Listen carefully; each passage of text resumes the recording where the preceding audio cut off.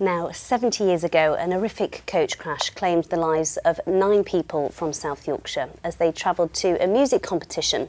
Bolsterstone Male Voice Choir had high hopes of winning silverware at the event before tragedy struck in home Firth. Well, this weekend, current members, including relatives of some of the men who died, will return to the town for an emotional concert. Mark ANSELL has been along to see them rehearse.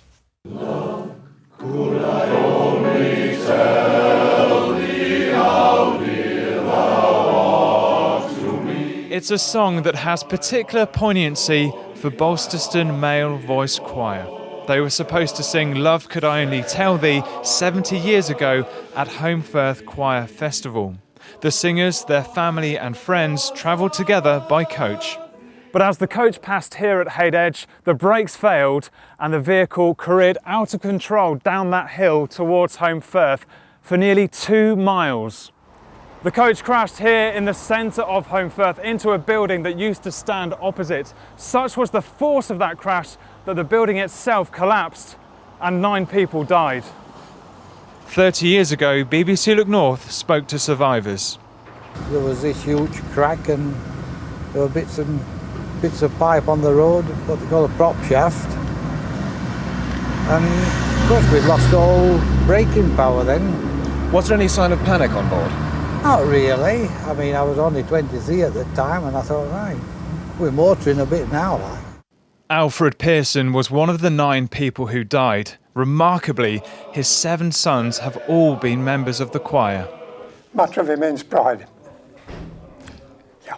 We are very proud of the choir, and as you can tell from the surroundings, it's still very well revered everywhere, and we hope we do it justice. That's all we could say.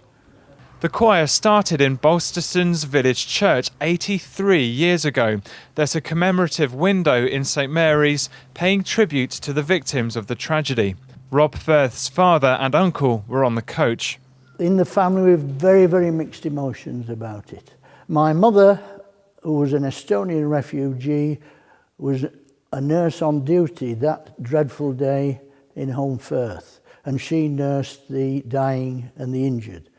My father was badly injured and they were married 3 years later. But, and it's a very big but, my father's older brother John was killed. On Saturday, the choir will make the same journey to Home Firth by coach that their forefathers did, and they'll sing the song that they never got to 70 years ago. Mark ANSELL, BBC Look North.